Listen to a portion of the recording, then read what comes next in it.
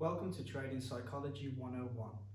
I'm just going to go over some of the main principles needed in order to achieve success in trading, because psychology plays a huge part. I'd say psychology is probably around 80% and the technicals are around 20%. It is massively psychology. So to start with, Warren Buffett once said that the stock market was a method of moving money from the impatient to the patient. And Forex is exactly the same, but not in terms of how long you're holding trades and things like that, more in terms of how patient you are with waiting for the right confirmations and how disciplined you are. The impatient that jump into something too quick and rush in, then the money's going to be moved straight to the patient who sat and waited for confirmations and then jumped and then got in. So always play the long-term game in trading. If you're in a rush to make money, then you're in a rush to lose money.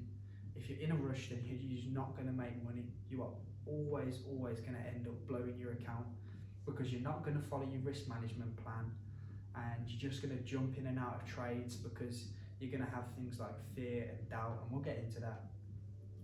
So less is more, and I can't stress that enough.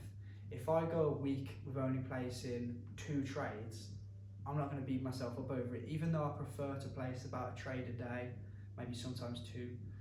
If I go a whole week and only place 1 or 2 trades, I'm not going to beat myself up over it. The thing that's important to me is the quality of the trades. It is absolutely quality over quantity.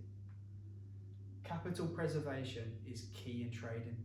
It's not about trying to make the most profit every week. It's about preserving your capital professionally and steadily building that profit on. So with trading, as I said, it is massively psychology. One of the main tips I have is to always be the observer. Observe yourself, observe your mind, observe your emotions, especially when you're entering or exiting a trade, because that's really when it's most important, especially entering. Before you're going to get into a trade, especially obviously if it's from your own analysis, then you need to make sure that you've got absolutely no FOMO in you, the fear of missing out. You're not just jumping in because you're thinking, oh, there could be a lot of profit there and I don't want to miss it. If you're thinking like that, then you're almost always going to get in losing trades. So no FOMO, no fear, and also no greed. If you're entering a trade because you're a bit greedy, say if you've just lost a trade or 2, and you're feeling a bit down, oh, I need to make that money back, so you jump into this next one, oh, hopefully this one's gonna, get it back, then you're just gonna stay in a losing streak. So you always need to make sure that there is no negative emotions. If there is any, then just simply don't trade. Just walk away from the charts and come back. There's always gonna be another time. Now, a big part of being a professional trader is that you have to welcome in your losing trades. So we appreciate our losing trades, and we find the lessons within those losing trades.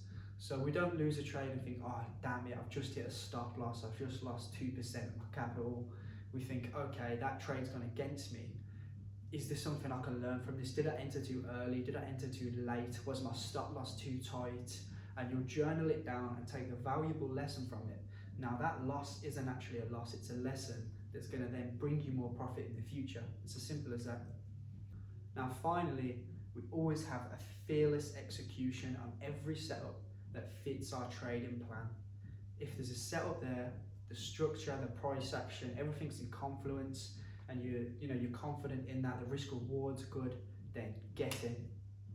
No messing around, oh, I'm not sure. If everything meets the criteria, fearless execution, get in.